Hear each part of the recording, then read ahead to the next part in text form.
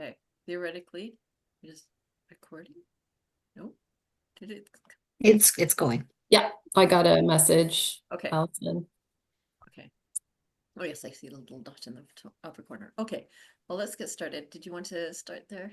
Yeah, for sure. Okay, yes. Well, it is a nice day out there. So, first of all, thanks so much, everybody, for joining today's Lunch and Learn talk on living in an earthquake zone with our very own Alison Bird, who's not just a seismologist, she's also an IWISH board member. I'm Michelle Cash. I'm also on the board. And the Lunch and Learn series, this program is relatively new, so we'd certainly welcome any feedback or ideas or suggestions you might have, and you can forward those if you have any to events@iwis.ca.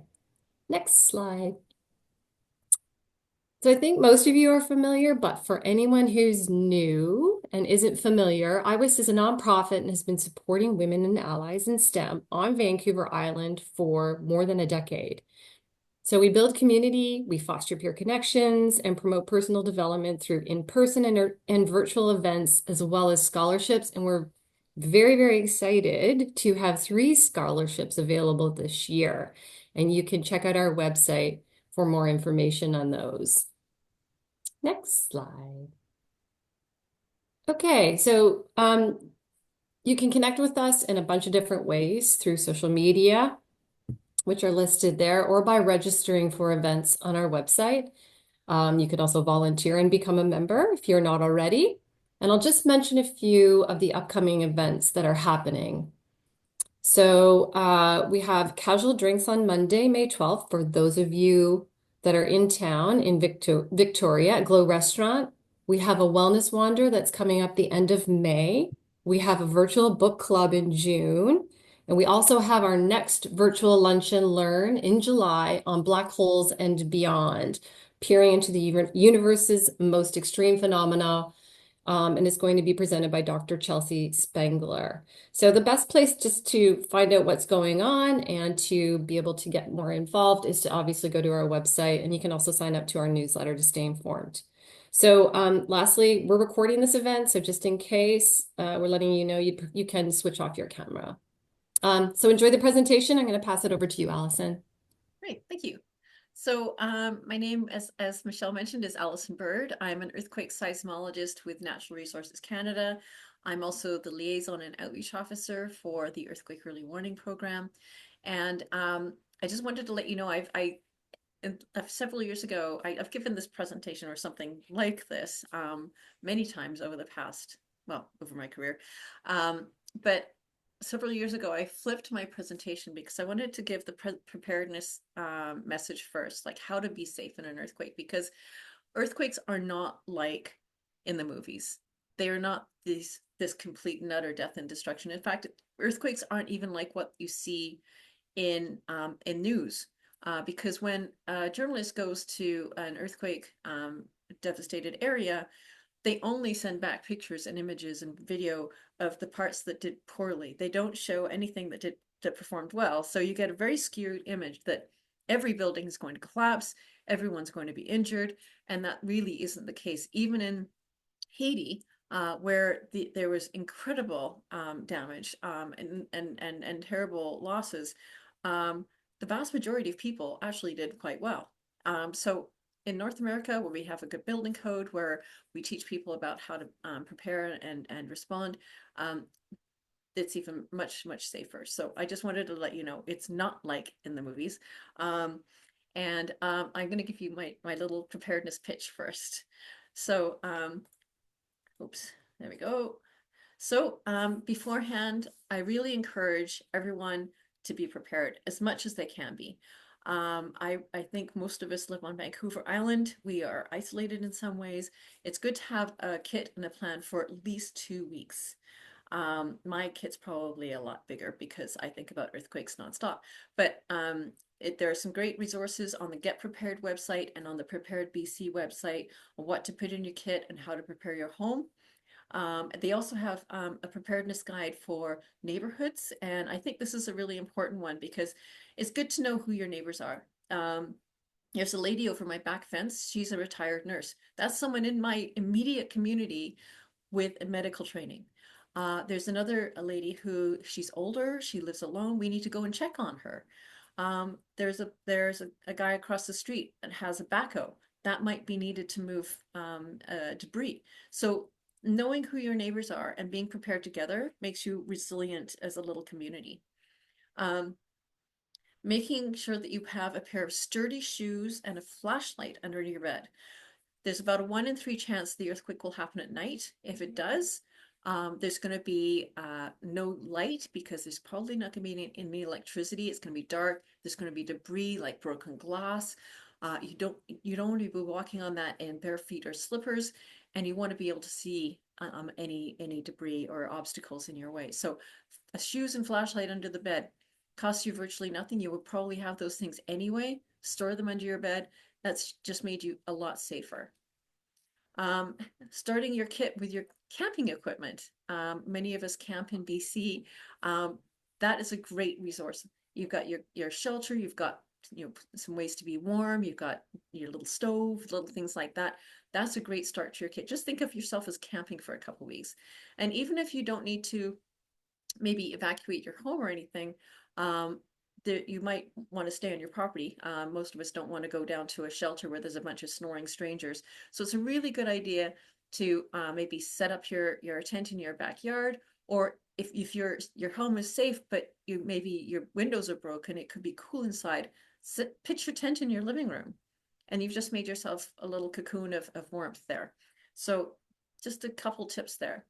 Make sure that tall and heavy furniture and appliances are strapped to studs, attached to studs. Even IKEA furniture comes with those little straps these days. Use them, because if this stuff moves around in an earthquake, it can hit you and injure you. So making sure you have your everything strapped and your water heater too, because that's a source of water after an earthquake. And if it tips over and leaks, you're not going to have that. And making sure you have your heavier items down low, because things can fly off shelves and out of cupboards, and you don't want to be hit by, say, a big can of tomatoes. Store those heavier items down low. Things like cereals, crisps, the lighter stuff goes up top. On your bookshelves, the paperbacks go up top, the hardcovers go down low. These little things you can do make you a lot safer. And of course, include dust masks in your kit. This is a picture of Christchurch after the earthquake. That is not smoke, that's building dust. You do not want that in your lungs. My office here, we have asbestos in our walls. So everyone underneath their desks has a Ziploc bag with a bottle of water, whistle, glow stick, and a N95 dust mask. I don't want any of my colleagues breathing that stuff in. So all these little things you can do really make you a lot more resilient during the earthquake, and also make you more comfortable after the earthquake. Like when you're putting your kit together, think about what you want to eat. Um, Food can often be a source of comfort. For me, I like really spicy food, so I've got some Indian curries in my kit. I've got a little pouch of chili peppers because I want to make sure that I have a little bit of enjoyment and getting me through that time when I might be feeling a bit traumatized. Okay, so during the earthquake, I hope you all practice this every October during the Great British Columbia Shakeout Earthquake Drill. Please drop, cover, and hold on. You drop down to the ground before the earthquake causes you to fall. You take cover underneath a table or desk or something sturdy like that if you can, and then hold on to that piece of shelter and cover your head and neck with your arms. Try to be facing away from a window, just because you don't, if that window breaks, you don't want that going into your face. If you cannot get underneath something, go to an interior corner or against an interior wall away from hazards like the windows. Crouch down and cover your head and neck. The main thing is to make yourself small and make yourself protected. Um, and do practice what to do in each room of your home. Go around, practice actually physically getting into that space. The reason I'm asking you to do it physically and not just think about it is brains don't function very well when they're stressed. And the instinct kicks in to run, that fight or flight instinct. And you do not want to be running in an earthquake. This is actually putting you in greater harm's way. So by practicing, you're creating muscle memory, and your body will hopefully take you to that safe space during an earthquake. If you're in bed, you stay in bed. You turn onto your stomach to protect your vital organs. You cover your head with your pillows and you just hold on. You just stay there. Of course, you've already removed that big picture from over the head of your bed. I know it looks nice, but you don't want that coming down on you in an earthquake. If you're outside, just try and stay away from hazards and then get down and cover your head and neck. If you're driving, there you go. I'm already going. Just a minute. If you're driving, pull over somewhere safe. So away from like old brick buildings and power lines and things like on and off ramps. Those tend to do poorly in earthquakes. Pull over somewhere safe, set the parking brake, and stay in the vehicle. If you need help, put on your emergency flashers. Um, if you're in a wheelchair, turn away from hazards like windows, lock your wheels, and then cover your head and neck. And then if you're just anywhere, just try and get down onto the ground and cover yourself up. Try to be safe. Do not run outside. I know that there is that instinct, but you're actually, while you're running, things can be falling on you. You can fall yourself. And then as you exit the building, you're actually in the most dangerous place. The greatest debris and damage happens around the outside edges of the buildings. Do not get into a doorway. I know that people used to be told this. Doorways in most buildings are not structural and it doesn't really protect you very much. Also, doors can slam in earthquakes due to the strong horizontal motion.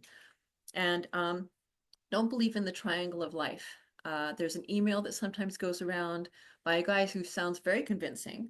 He has absolutely nothing, no reality that backs up his claim. He sensed that there's been research done but that supports this, but no research to support what he suggests, which is to get beside something that's sturdy, and then the idea is that anything that falls will just create this little triangle.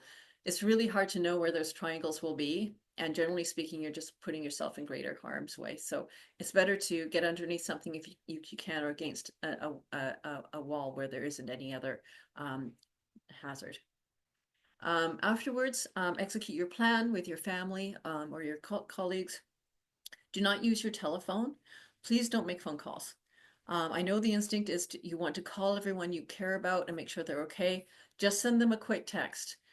When people when there's an earthquake or other natural disaster, any disaster, what often happens is the phone lines get overwhelmed, and then people who need emergency services cannot get through to 911. So please do just text if you need to. Expect aftershocks. They can almost be guaranteed. Any major earthquake is usually followed by quite a number of substantial events. And if there's a building that's quite badly damaged, often these cause further damage.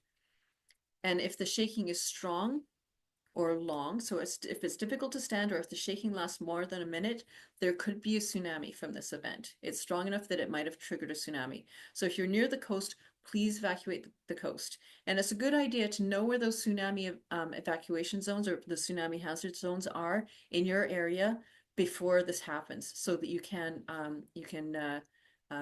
prepare yourself. So let's see here. Hi, Liz. Okay, so as you probably know, Canada is at risk of earthquakes. We have Indigenous histories of earthquakes going back millennia, and geophysical evidence of these earthquakes. And we've been seismically monitoring with instruments since 1898, so quite a while. You can see that the concentration of seismic activity is along the west coast of BC. We've had numerous damaging earthquakes, and all these data help to inform the National Building Code of Canada. And you can see that concentration of hazards along the west coast. There's also considerable hazard in the north and in the east as well. So the reason we have earthquakes in BC is we've got, for me, which is exciting as a seismologist, all three major types of plate boundary. So we've got a mid-ocean ridge. This is like a smaller version of the mid-Atlantic ridge where you've got two oceanic plates slowly moving apart. And as the gap opens up between them, material comes up from the mantle, fills in that gap, cools, and becomes new plate. As the Pacific plate moves off toward Japan, it rubs up against the side of the North American plate in a dominantly strike-slip fault. This is very similar to the San Andreas Fault in California. It has had very large earthquakes, including a magnitude 8.1 in 1949 and a 7.8 in 2012. And there's quite frequent activity in that region. And then finally, we have a subduction zone. This is where the Juanifica plate is pushing underneath the North America plate. Subduction zones are where you get the largest earthquakes, these mega thrust events, which can be about magnitude 9. So you can expect strong shaking for 3 to 5 minutes. And also, these are the kinds of earthquakes that trigger tsunami. So quite impactful events. Uh, the fact that these two plates are currently locked along that subduction zone, but still moving toward each other, means you have earthquakes also within the subducting Juan de Fuca plate. That star represents the Nisqually earthquake that happened down near Olympia in 2001. And then also in the North America plate, because it's being pushed and it's bending and buckling. And if you think of a 30-kilometer thick piece of rock that's being forced to bend, it's going to release that stress in the form of earthquakes. So we've got all these kinds of earthquakes in this region, and we locate roughly 2,000 to 5, sorry, roughly 4,000 earthquakes in BC every year. And this is just a short video from Kobe. It's very short. It's only about 8 seconds long. The shaking actually continued for a minute and a half.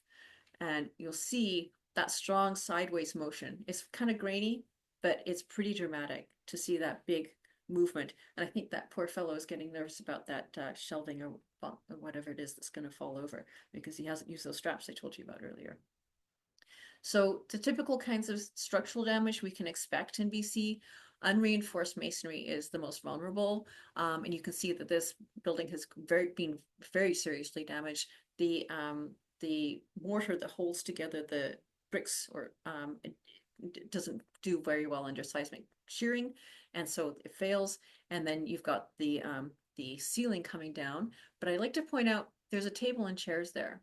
So if the person in that building had gone underneath that table, they would actually have been extremely safe, remarkably so, much safer than the person who would try to exit out of that left-hand doorway. So you can see why drop, cover, hold on, really, even in this kind of building, is the best action to take. This is an example of poorly reinforced concrete from Kobe. There's a good rebar going up the columns and along the beams, but there was very little transverse or wrapped reinforcement holding it together so it could stay linear and do its job. So this beam is now being held up by a Coke machine, which is not structurally sound.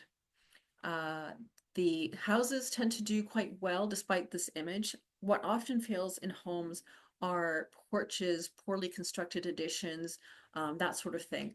As also chimneys, which are especially damaging if they fall toward the house. I do have a chimney in my home, but I've put extra planking around where the chimney passes through the attic. So if the chimney falls toward the house, those bricks don't come down through to the floors below where I am, and they're going to keep me and my family safer. Also, garages don't tend to do very well because you've got a big open space, not a lot of structural stiffness or strength, and so it tends to fail and collapse a bit. But generally speaking, houses do quite well. People are actually more vulnerable from the interior contents. So this is a tragic image from the Napa Valley earthquake. And I think about this every time I go into a liquor store and you see all the really expensive wines up high.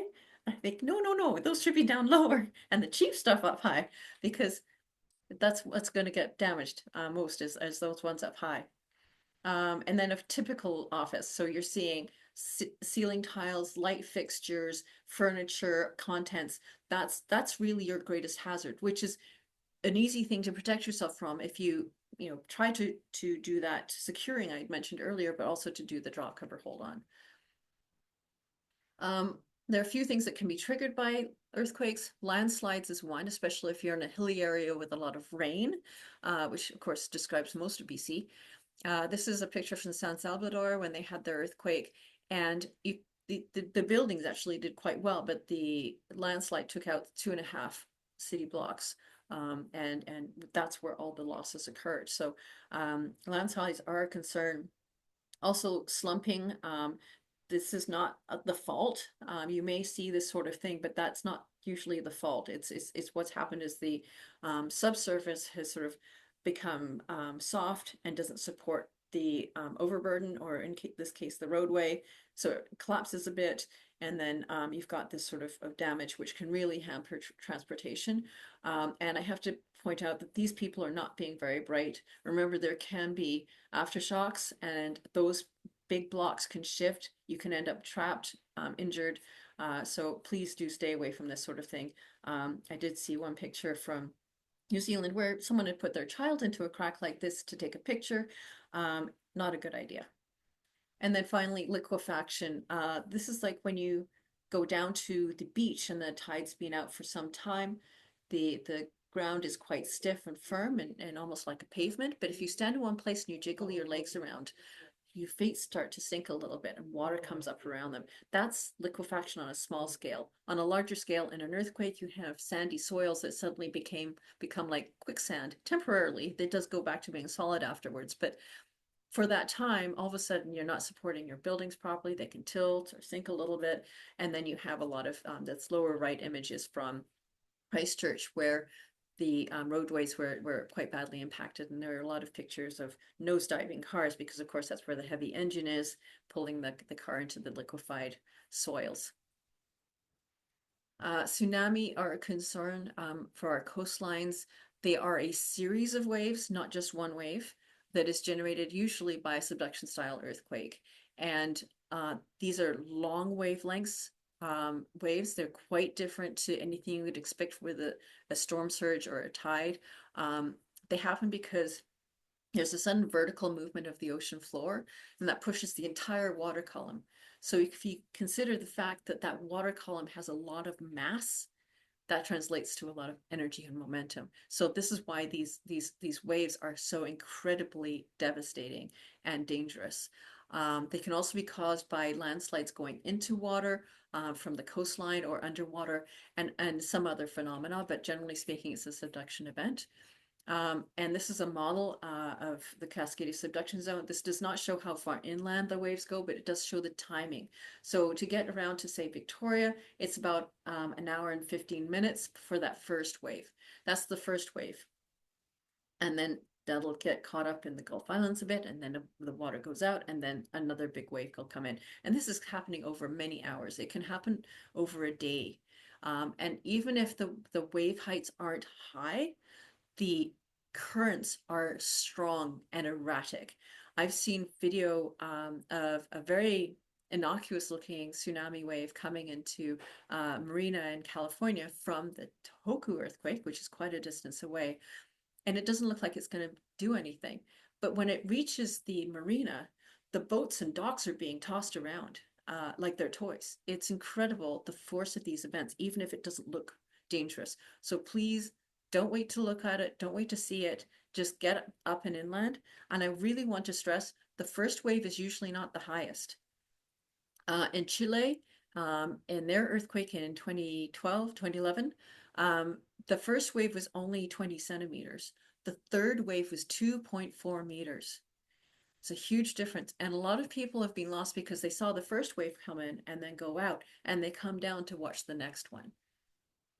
So do, have a serious respect for these waves. I certainly do. And just stay up and evacuated until it's really safe to come back down again. And just, know where to go in your community. And most people are not living in tsunami hazard area. But if you are, just think of where you need to go and practice going there with your family. So, as I mentioned, tsunami are very forceful. They can carry a lot of debris. So, in this lower image, you've got cars, there can be houses, you've got silos in the distance there.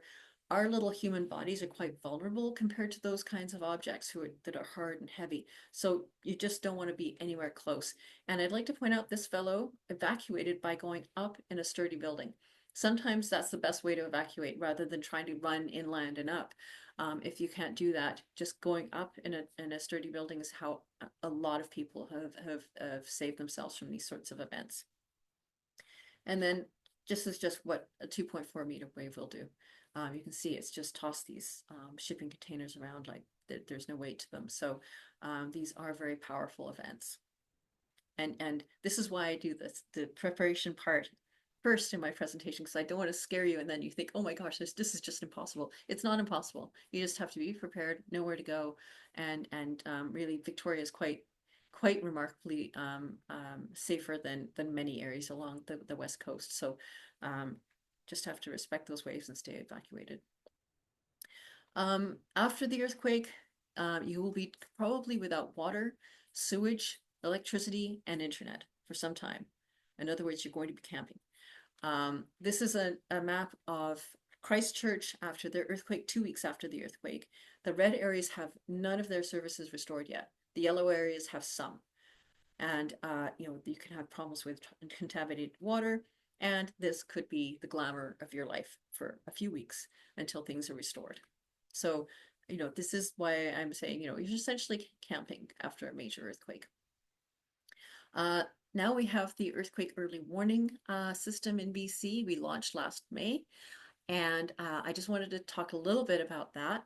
This has proven very effective in several countries, and we now have it here. It's also in California, Oregon, and Washington. We use the same software as the United States, which helps with the sharing of data across the border because these earthquakes know nothing about the border. And how it works is it picks up the P wave from an earthquake. That's the initial jolt or rumble you might experience. It's usually not very threatening. We detect that, process the data. Well, the computer processes the data, and the alert is sent out before the arrival of the S wave. That's the secondary wave, which is the big shear wave, the big side-to-side motion that tends to cause all the damage. So the idea is we're trying to beat these seismic waves, which are moving kilometers per second. It takes very fast computing, very fast communications technologies. And generally speaking, we can give you seconds to tens of seconds of warning. And it's remarkable what can be done within that short period of time to dramatically reduce the impacts of an earthquake. So I'll just show you this little cartoon. Shows you the P wave going out, detecting, alerting, and then the S wave coming through. So I think this is an extremely exciting technology. It's one of those things we're adding to the cache of our national building code, our education efforts. This is just another tool that's going to help make us more resilient to these events.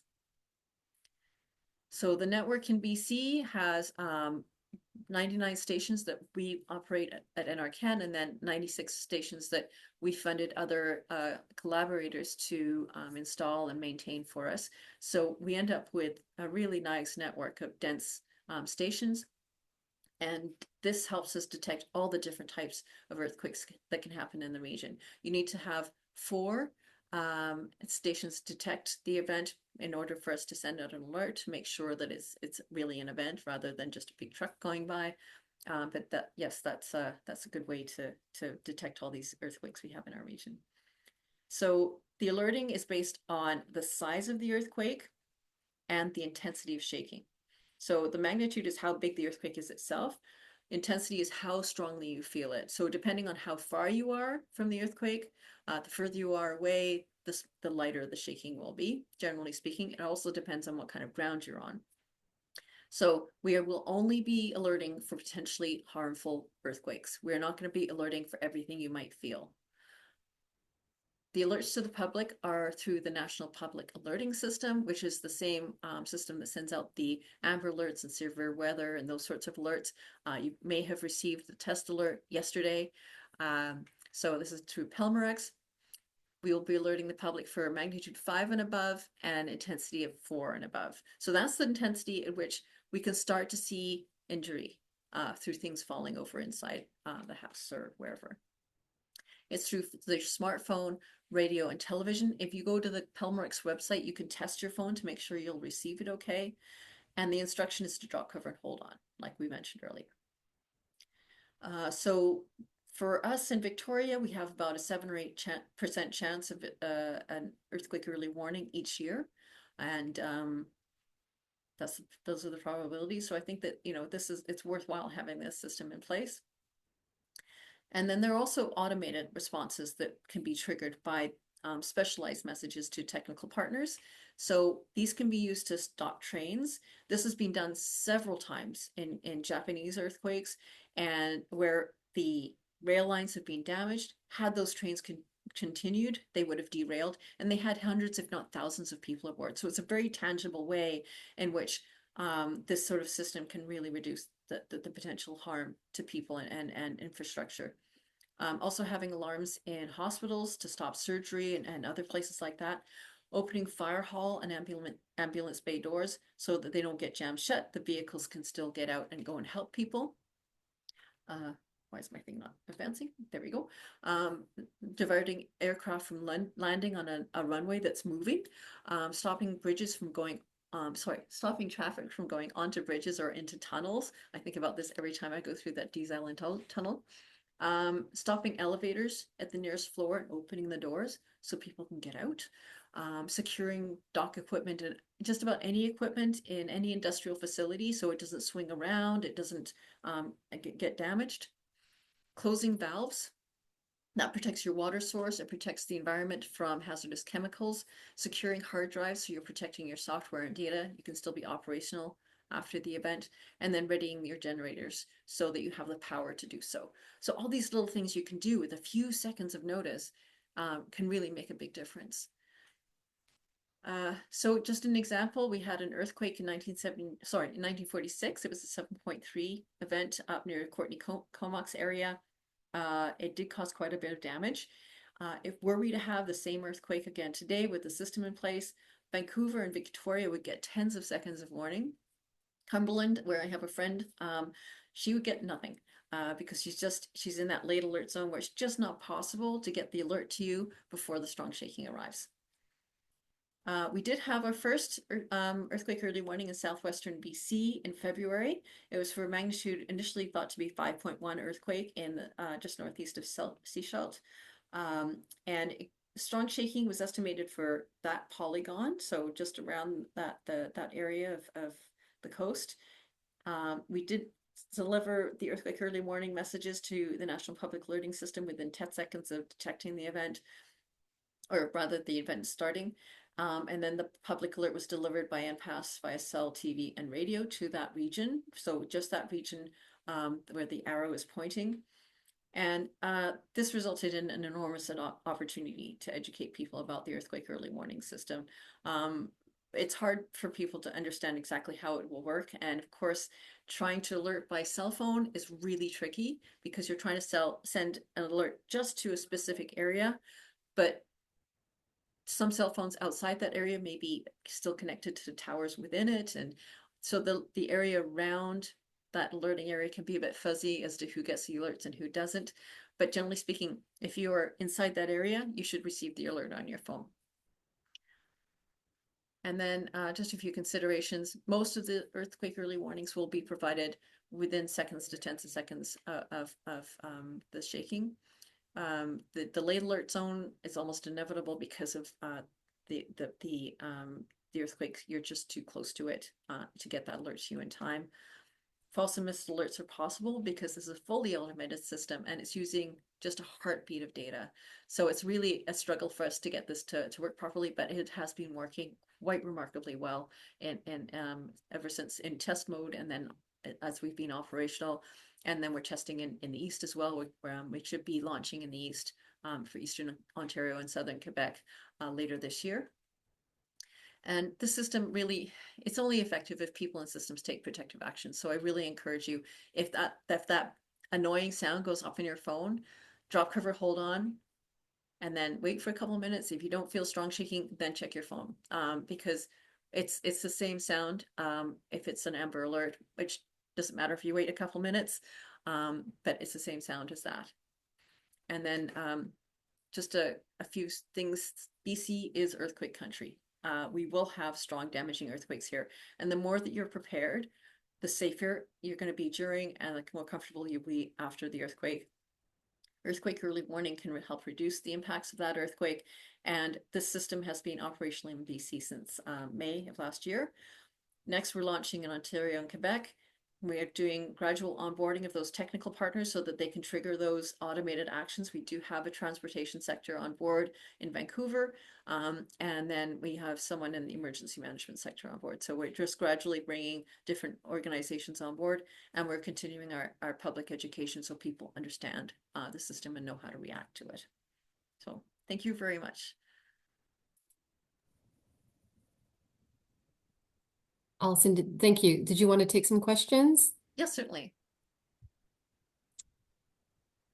Is there anybody that has one? I think Go there ahead, might be Jen. a couple in the chats, but yeah, always. I wasn't sure how you wanted questions to be sent over, but I'll speak up. First off, thank you, Allison. That was really informative. Really appreciate it. Two questions for you. One is people tend to love being out in nature. Any recommendations around what to do if you're on a hike in a forest with a lot of trees around? And then the second question is around those that don't live in a home. They may live in a condo or an apartment building. What best practice would be there? Yeah, certainly. So if you're outside, trees tend to do relatively well because they're really nicely anchored with their root system. But branches and debris can still fall. So getting down into the ground and covering your head and neck, getting into that ball. If you are on a slope or anything like that, you might want to get underneath something that might be protective. If there's like a boulder there or something that could maybe protect you from things that might be tumbling down the slope as a result of the earthquake. In a condo, same thing. Drop cover, hold on, get underneath the desk or table, if you can, chair, or get into an interior corner. You don't want to be around the outside edges of the building. Uh, and then after the shaking stops, I encourage people to count to 60.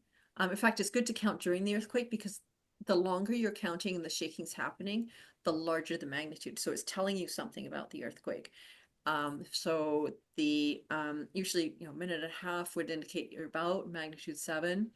Uh, if you're getting up to 3, 4, 5 minutes, is probably a megathrust earthquake. This is a major event.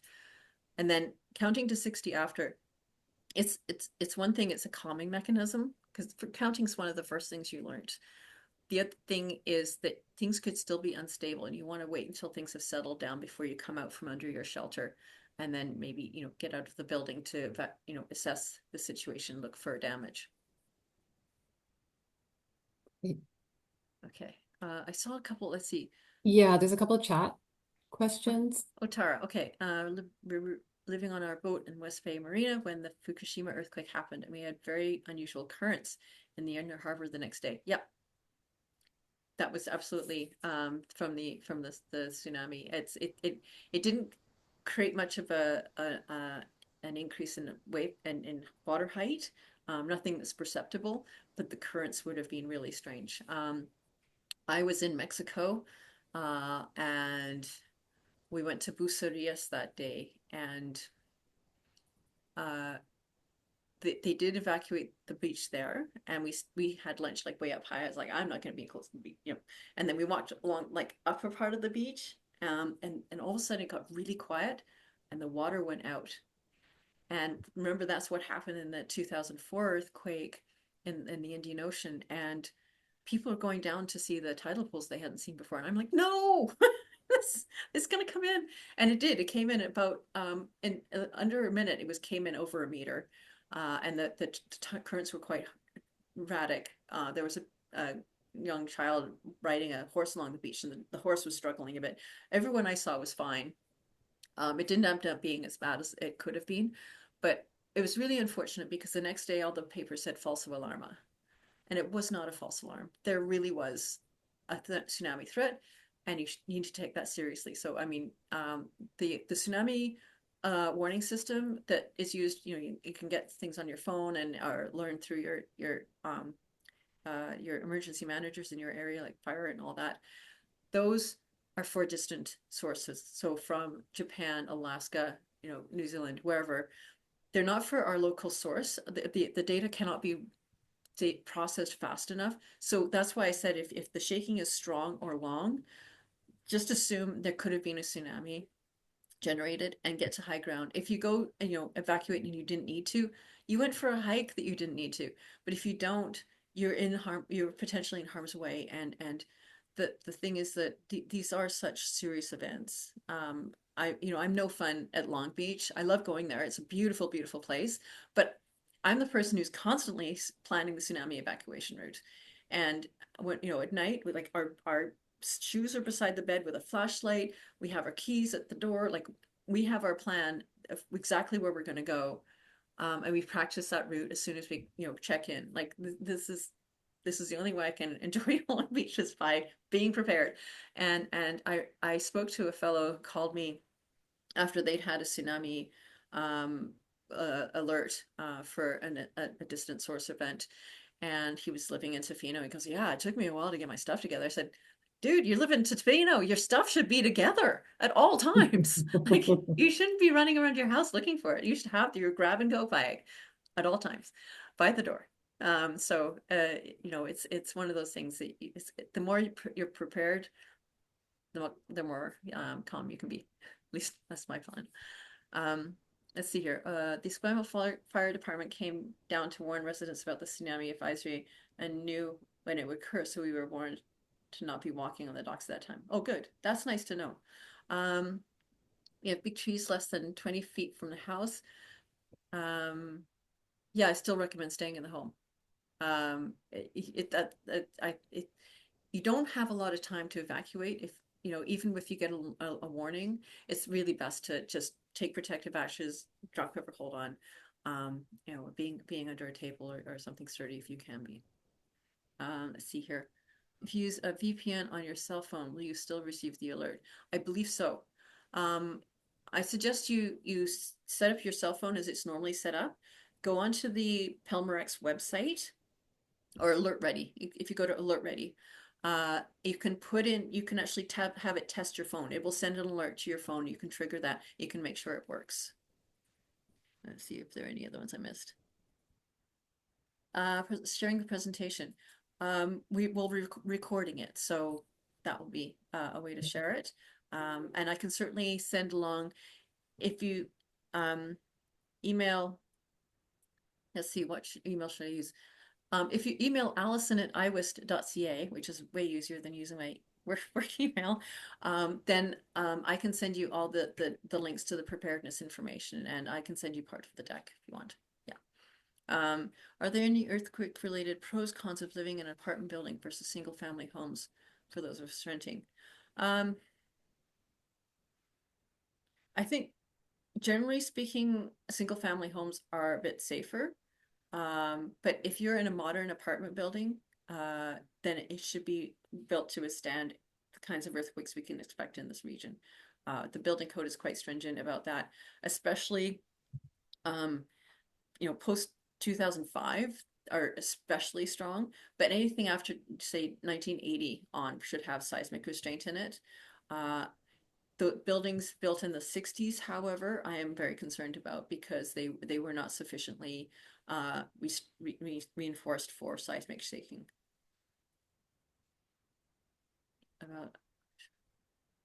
You do not, well, you only turn the building's gas off if you smell gas. It cannot be turned on by anyone except an authorized person. So if you don't have a leak, don't turn it off because you've just taken away a source of possibly heat. So yeah, it is best to leave it on unless there is a leak. Okay. Anyone else? I have one quick question too, Allison. So there's a lot of speculation around and a lot of coverage in the media around, gosh, we're overdue, the big one's coming. As the expert, what are your thoughts on that? And I know perhaps there is not a specific answer, but what do you Well, think about that? we're not overdue, but we're certainly in a time when we can expect large earthquakes. In terms of the megathrust earthquake, those happen every few hundred years, but it's like a really elastic time frame. Mm, It's not exactly every 250 years or whatever. The last one was in 1700, and they happen every 250 to 600 years. So yeah. it's not possible to know. I'd like to point out though that in the first half of the 20th century, we had several major earthquakes, like magnitude six and a half, 7.3. And then from 1946 on, it's been unusually quiet. So people have been lulled into this false sense of security. I totally expect to experience a major earthquake, and I'm sort of expecting I'll be on call. It'll be the middle of the night. Everyone else will be out of town, and I always hope that it's going to be in the summer when we've all got our nice veggie gardens going so that we have extra food. And it's, we don't have to worry about staying warm, but, Erna. Thanks, Alison, for the great webinar. I was looking forward. And do you know that the ONC also has installed the early warning monitoring system in the Cascadia Basin? So does NRCan have same system, or how do you collaborate with the ONC? Well, ONC's system is on the ocean floor specifically for the Cascadia megathrust, and it's only for alerting specific technical partners. It's not for public alerting. Our Mm, system is a national alerting system that is for all the different kinds of earthquakes that happen in the region and includes public alerting as well. So it's a bit of a broader system. We have discussed the potential of collaborating with them. It's not happening yet, but I hopefully it will in the future. okay, good to know. Thanks. Yeah, thank you. You're welcome. There's a question from Alicia in chat. What Ah, is the best place to store your emergency kit? Do you consider this different from the grab and go kit? yeah, okay. So the grab and go is like the one you grab as you run out the door for like or the one you keep in your car. It's a smaller kit. It's usually for like a day or two. And it's got um it's always with you essentially. I don't have one in my car. Well, I have a small one in my car, but I have a very, very tiny car. So I don't have a lot of space for it. But most people have larger vehicles and you can have it like a little grab and go. The emergency kit is bigger. It's for, 2.5 weeks or 2 weeks. I mean, it's for every member of your family, including your pets. Like, don't forget your pets, don't forget your meds, don't forget, anything you might need in a 2-week camping trip. And I know a fellow who used to do the emergency management for Esquimalt Base, and he had an amazing kit that he brought to an event once. And he had these wheelie bins that big wheelie bins that you could just drag. And he just had those stocked. Like so he and his wife would each take one wheelie bin and the little kids would have their little backpacks with their little stuffies and things that they would need for comfort. And that was their kit. And it had the camping equipment, the food, water, the toilet. Like you got to think about everything. And what people recommend is you have those diaper bags and a bucket. And you can actually buy a little emergency toilet seat and you just use that and you bury it in your garden. Um, Not so great for people in condos, admittedly, but uh, yeah, I think the condo people will probably be dashing down to those porta potties that will be set up after an event. But yeah, and in terms of where you keep it, we have ours in our guest room because it's on the ground floor, so I can get to it through the house or I can get to it from the garden and in the window. And it's a fairly sturdy part of the house. A lot of people keep them in their entryway closets, so it's easy to grab and leave. Uh, I had wanted to put it in our garden shed because I figured even with my wimpy muscles, I could lift, get it out if the shed collapsed. But we did have a problem with vermin a little bit in our neighborhood, so I didn't want the rats getting my food. Uh, and you could, or under the stairs is a fairly sturdy place if you have space under the stairs. So those are some ideas. I wouldn't recommend the garage, as I noted earlier. Garages often don't perform very well. Although if they do have a nice bit of space, usually. Or for condo dwellers, would a bathtub be a safe place if you don't have a lot of corners in like if you don't have a lot of good spaces to shelter, would a bathtub be a good space I don't think bathtubs really do anything because it's not protecting you what you already above? have. Right. And I don't think it's necessarily in a structurally sound place. I mean, I'd be worried about tiles and things Okay. falling off you, onto you. But getting against a wall is good. Or if you have, let's see, yeah, against walls and corners are good. You just want to be away from things that could fall on you. And just, walk around your house, think about places that might be good and try getting into those. I mean, my brother-in-law said, "Oh yeah, I've got a really sturdy coffee table." I was like, Michael, you're not a very small person. Have you tried getting under that coffee table? And I'm pretty sure he didn't manage to get under that coffee table. It's good to practice. I don't think there are anyone. Okay. Anyone else? Anybody? Okay. I And then think just that's one more quick one. Allison, are you happy with the spacing of the sensors, or if you had millions of dollars, would you, add a lot more of those, or are we good? It's actually, when we did a study to determine the spacing of the sensors, and 20 kilometers is optimal. If you Okay. add more, you don't really get better alerting. We have added a few extras because just to add redundancy into the network. So there are extra sensors, but having more would really not change the warning time very much. So it is a really good network. And we're just finishing off the installations in the east. We've had to move a few. We had quite a few in fire halls, but it turns out that firemen and women tend to wash like big loads of laundry in these industrial machines that go ka-chunk, ka-chunk, ka-chunk, ka-chunk, and they do it many times a day. It's really annoying. It keeps sensing off our sensors. So we've decided we can't really use fire halls very easily. And another thing is we don't use ice rinks because they have the compressors that run to make the ice. So there are certain places we avoid, but generally speaking, we've been doing great finding hosts for our sensors. We've got a lot of in city halls, libraries, schools. We have a couple of wineries, which are, everyone really wants to install those ones. We have a marina, we have some parks buildings. There are various places that we've been installing, and people have generally been very welcoming. So that's good. Yeah, and then just sort of a follow-up to that with climate change bringing us more atmospheric rivers is increased precipitation events, another compounding factor for liquefaction. And if those sensors are somewhere in Richmond, which is all going down, I mean, are Well, they it's not all going strategically down. placed for compounding, cascading hazards? Yeah, I mean, the rain can, certainly increase the landslide risk. In terms of liquefaction, I mean, Richmond's not all going to go. I mean, there will be pockets of liquefaction in Richmond, and it'll make transportation around there very challenging. I helped put together an earthquake scenario for emergency managers to test, to have an exercise. So I came up with an earthquake, and we figured out where the damage was going to be, and where the roadways were going to be impassable, and that sort of thing. And it really is. It comes down to it's going to be a lot of transportation issues with the liquefaction for sure.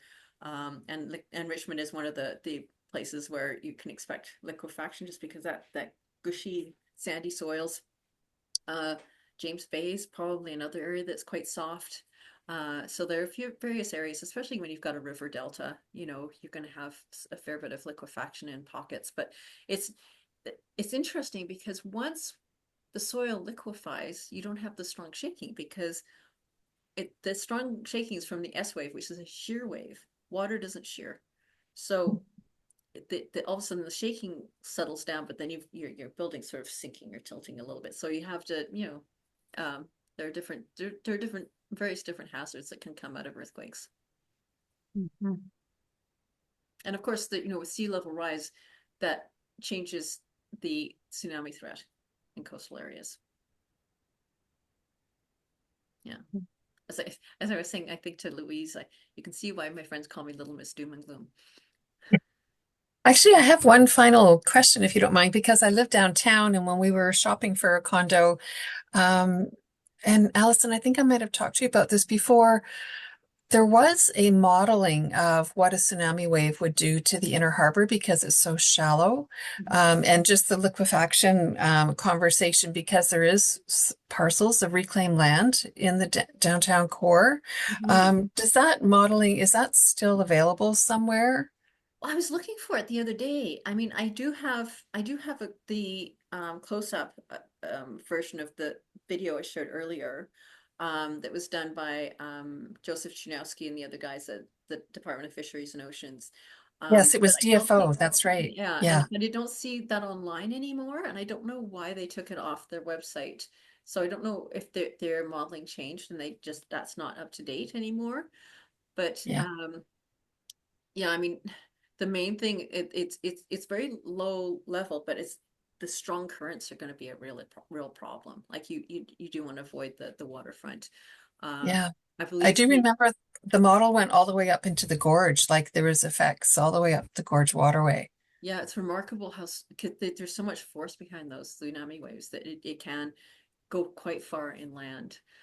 Yeah, that's a huge concern, and you do want to be, you know, safe. You want to be up and away from that, and just waiting it out. Great, thank you. Yeah, you're welcome. Okay.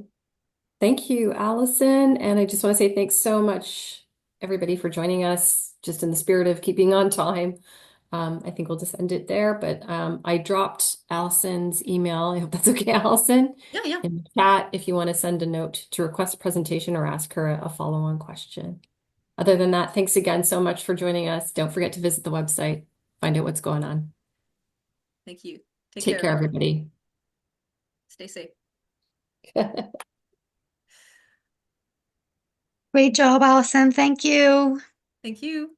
Take care.